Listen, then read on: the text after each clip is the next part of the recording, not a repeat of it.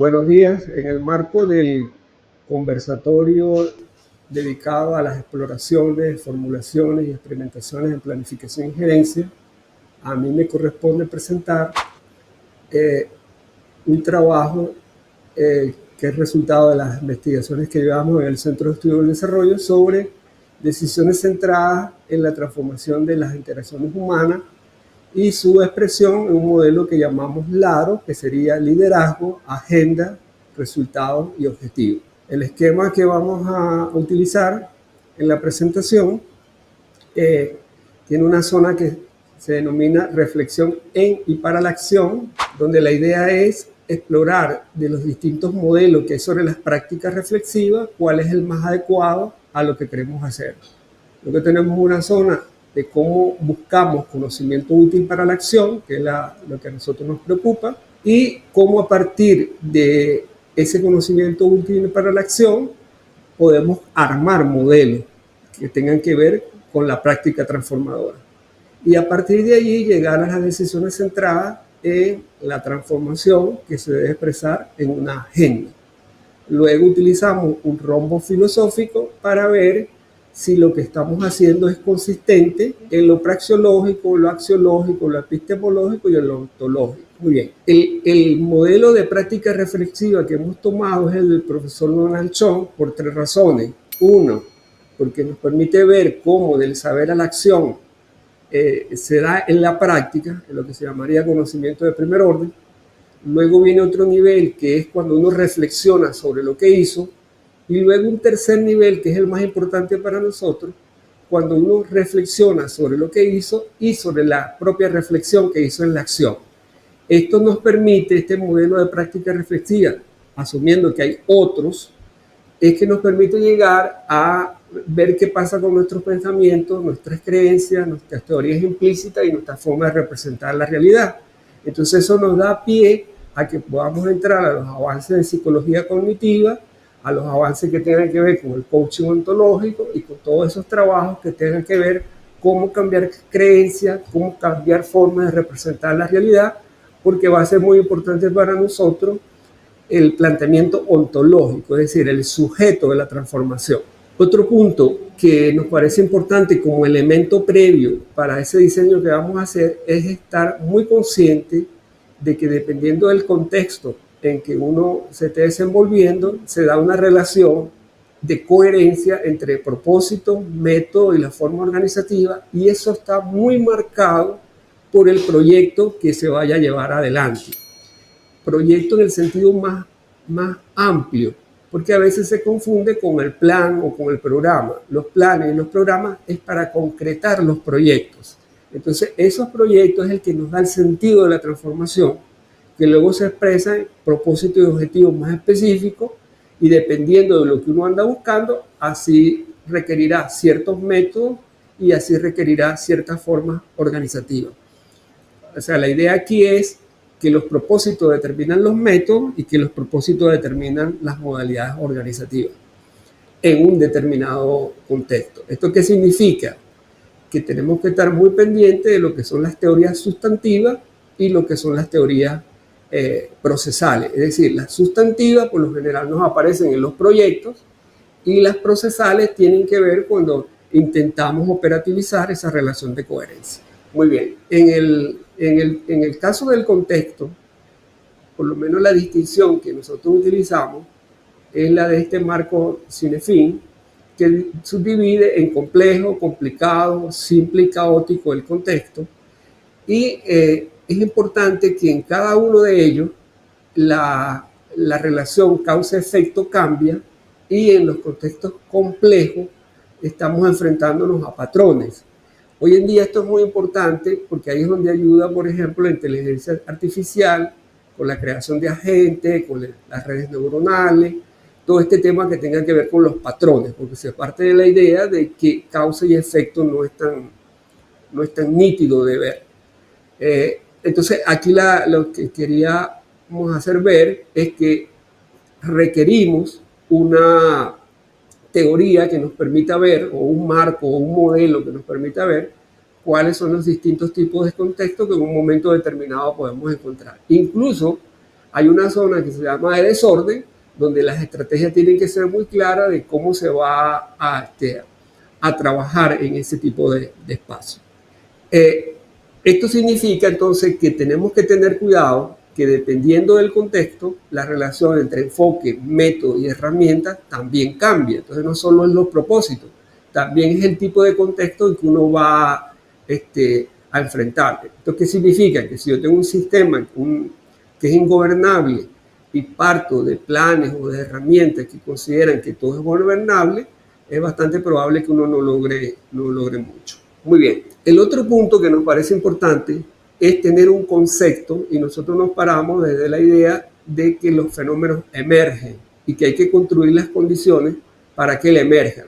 En el caso de nosotros, partimos de la idea de que el liderazgo tiene que ser una emergencia social, no está dado el sujeto de la transformación. Entonces, especificamos un concepto que decimos liderazgo consciente de la fuente de las brechas en el sistema, que sea democrático, como diálogo, como el modo en que el sistema se ve a sí mismo, para un cambio, como en las interacciones humanas que se dan, donde están esos actores, y transformador en el sentido de que debe verse que ahí se dan prácticas, relaciones, instancias que deben ser transformadas. Es fácil decirlo, pero es como que dijéramos que los propios jugadores están tratando de cambiar el juego que ellos mismos hacen y que no podemos perder de vista qué es lo que se anda buscando con eso.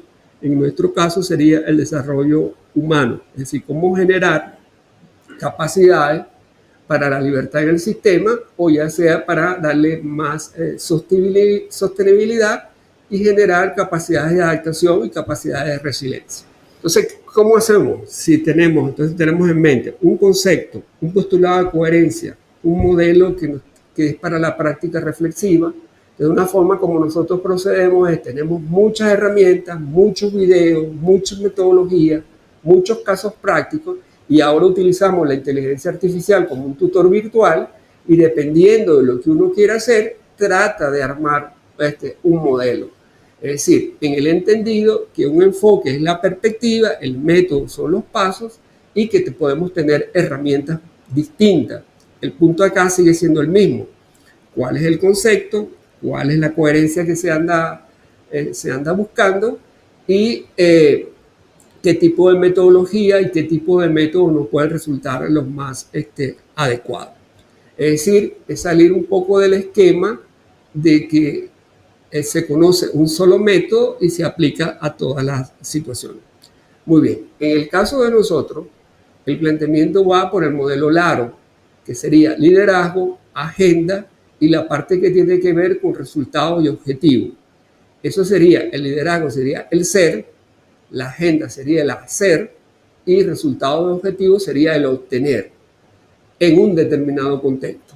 Entonces, cuando lo vemos así, empezamos a preguntarnos qué cosas requerimos si lo que queremos generar en el sistema, por ejemplo, es un liderazgo que sea capacidad del sistema para observar y explorar la transformación.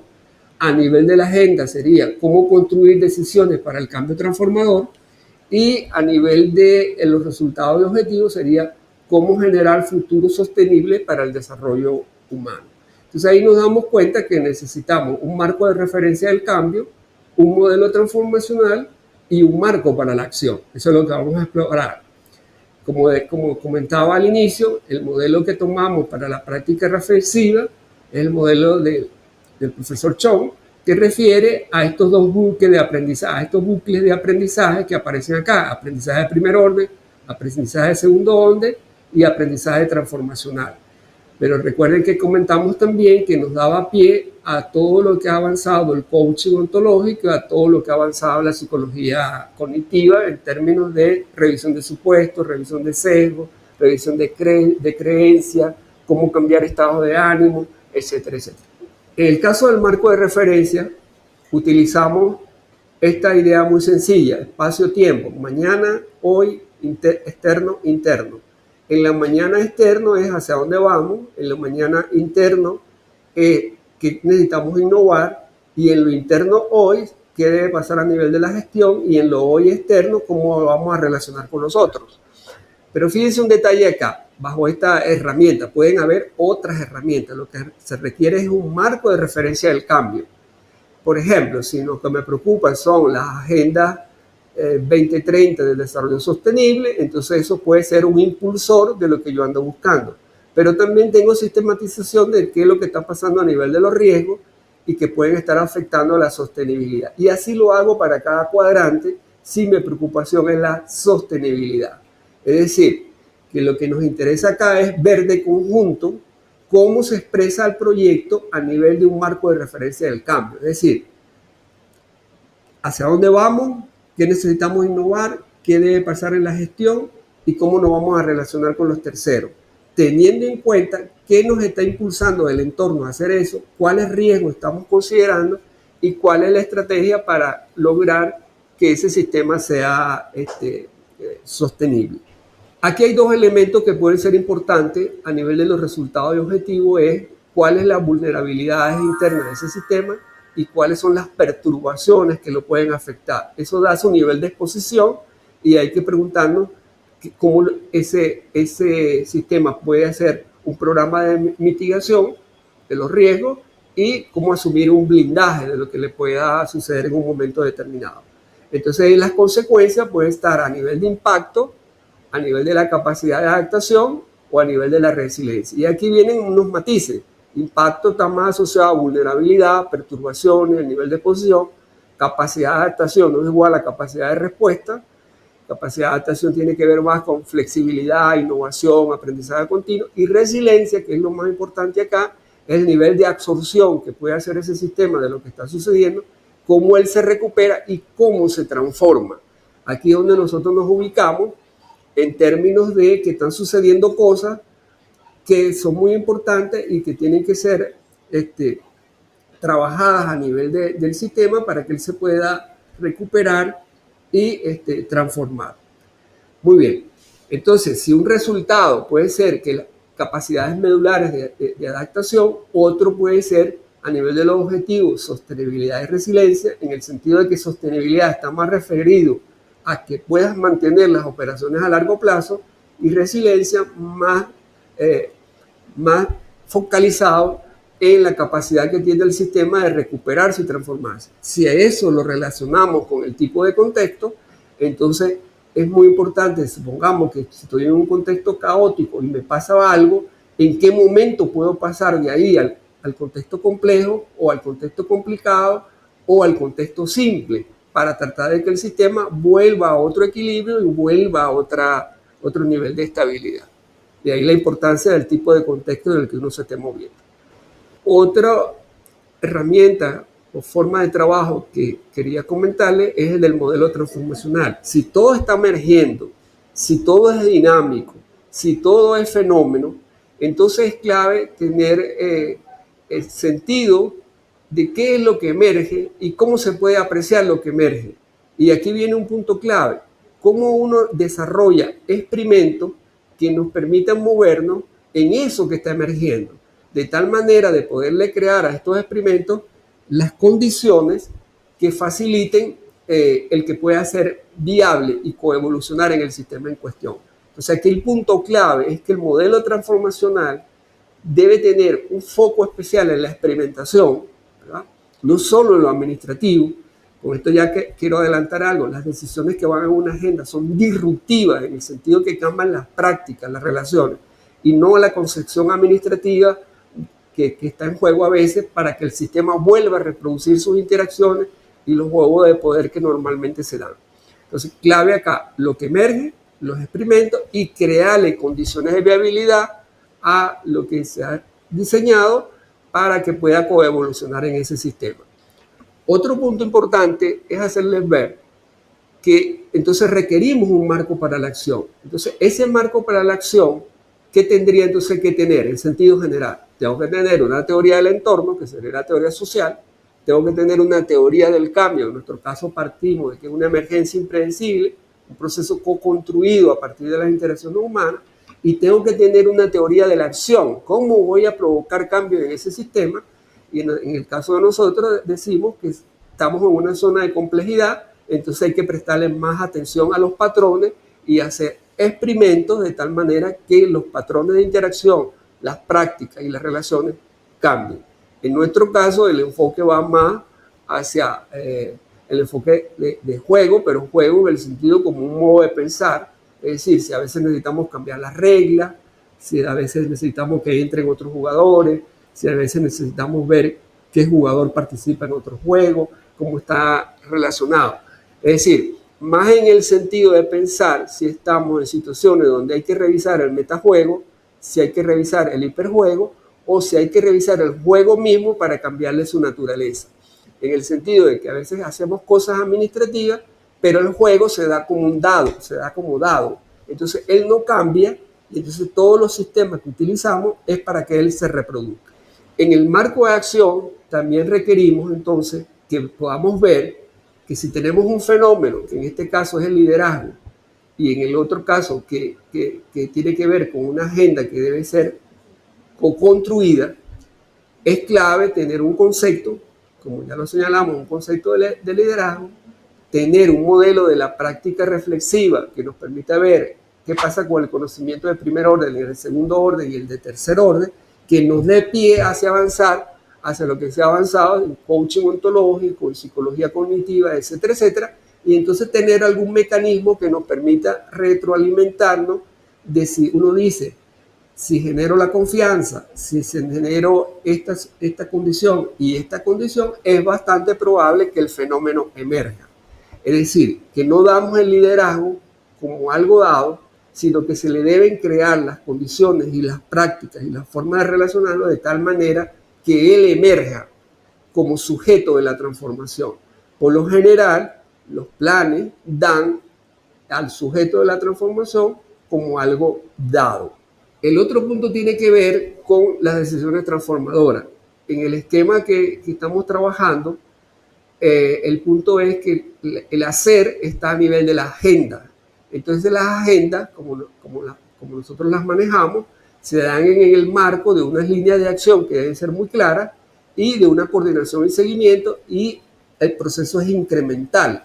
Es decir, la agenda de transformación se va dando en el tiempo y tiene que estar muy relacionada tanto con el proyecto de transformación que se anda buscando como con la parte operativa, que serían los planes operativos anuales, donde usted requiere ciertos recursos. Pero esto de la agenda está relacionado, es distinto. Es decir, usted, el liderazgo va empujando una agenda que debe ser co-creada por los que participan en el juego que se está dando para que pueda ser de transformación, y no es única, es una sucesión de agenda buscando lo que establece el proyecto de transformación en cuestión.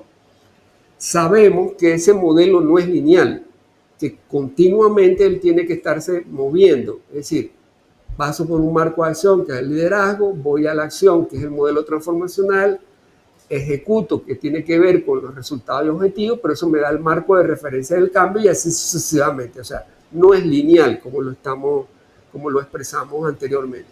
Otro punto acá, que es el que estamos dedicándole más tiempo, es cómo, aprovechando los desarrollos que hay en materia de inteligencia artificial y los sistemas multiagentes, es decir, cómo darle a esto un contenido de simulación de tal manera de aprovechar lo que ha avanzado multiagente en cuanto cuando las cosas emergen. O sea, el punto aquí sería cuando una agenda transformacional sería un proceso de co-creación que contribuye a la sostenibilidad y resiliencia porque los actores que participan están de acuerdo. La idea que es la siguiente: de la agenda salen unas decisiones que son disruptivas, es decir, buscan cambiar el juego. En el juego tenemos unas interacciones humanas. Del juego salen unos resultados que los jugadores, dependiendo de sus características, aprecian o evalúan. Con los desarrollos de inteligencia artificial y el desarrollo de agentes, podemos entonces entrar a tratar de investigar cómo podemos generar agentes que memoricen, que observen, que modelen, que aprendan, que decidan. Es decir, que una vez que sale un resultado del juego, ese jugador aprecia el resultado y viene, y dependiendo de cómo él lo evalúa y cómo él lo aprecia, él reacciona a nivel de los antagonismos y conflictos y aumentan las distancias o no entre esos actores. Punto clave a nivel de los jugadores es cómo en un momento determinado logro un liderazgo compartido. si las distancias entre sus jugadores son considerables. Y luego, a partir de esas distancias, ellos actúan utilizando sus medios de acción y el poder que tengan de influencia, de cohesión, intervienen otra vez sobre la agenda. O sea que la agenda lo que andamos buscando es cómo simular, cómo del proceso puede emergerse lo que se quiere, es decir, un liderazgo compartido, aprovechando los desarrollos que hay a nivel de los agentes autónomos e inteligentes. La otra cosa que hemos hecho, pero simplemente la comento, es que una vez que uno tiene el modelo, uno puede pasarlo por todas las pruebas que de lo que nos ayudan los desarrollos filosóficos y decir, bueno, pero está bien, pero si estos son los resultados de objetivo, ¿cómo serían en este escenario? ¿Cómo sería en el otro escenario? Si tenemos unos desarrollos filosóficos a nivel de lo que es el acto humano, lo que es la coordinación humana, lo que es la voluntad de poder, entonces ¿dónde nos puede ayudar? Lo que quiero hacer ver es que buscamos los desarrollos teóricos que tengan que ver con el ser, que tengan que ver con el contexto, que tengan que ver con el hacer o que tengan que ver con el tener, que en un momento determinado nos puedan ayudar. Entonces, como punto de vigilar un poco la coherencia de lo que uno está haciendo, utilizamos este rombo de la profesora Velar, donde lo que nos interesa entonces es ver que la epistemología nos ayuda en el hacer, que la ontología y la zoología nos ayuden en el ser y que la praxeología nos ayuda en el proceso de transformación. Y entonces el punto aquí importante es qué cosas estamos cuidando en cada uno de esos niveles y qué tipo de herramientas estamos utilizando para tratar de alcanzarlo. Bueno, muchas gracias y quisiera terminar con esta frase del Principito: lo esencial es invisible a los ojos, por lo siguiente: el proceso transformacional a veces se hace invisible porque lo que estás cambiando es relaciones a nivel del sistema, mapas, creencias, emocionalidad, etcétera, etcétera. Y a veces ese proceso no es tan visible como uno quisiera. Gracias.